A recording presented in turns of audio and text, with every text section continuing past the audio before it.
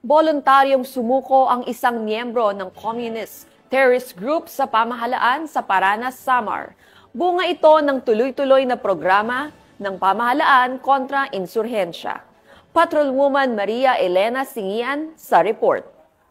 Yung nagbalik loob sa pamahalaan ng isang miyembro ng communist terrorist group sa Barangay Pabanog, Paranas, Samar. Ang pagbabalik loob ay resulta ng matagumpay na panawagan at pakikipagnegosasyon ng mga tauhan ng 2nd Samar Provincial Mobile Force Company kasama ang Regional Intelligence Unit 8. Samantala, nakatanggap naman ang nagbalik loob ng agarang tulong pinansyal at food packs mula sa mga kapulisan. Ang nasabing surrendery ay nasa kustudiya ng 2nd Samar PMFC para sa kanyang posibleng enrollment sa programa ng ating gobyerno na Enhanced Comprehensive Local Integration Program o ECLIP. Patuloy ang panawagan ng pambansang pulisya sa iba pang mga miyembro ng CTGs na iwaksina ang maling ideolohiya at magbalik loob sa ating pamahalaan upang makasama ang pamilya, mamuhay ng payapa at patuloy na sumuporta sa mga programa ng ating gobyerno. Mula dito sa Eastern Visayas, ako ang inyong PNN correspondent, Patrolwoman Maria Elena Singian, alagad ng batas, tagataguyod ng Balitang Pulis.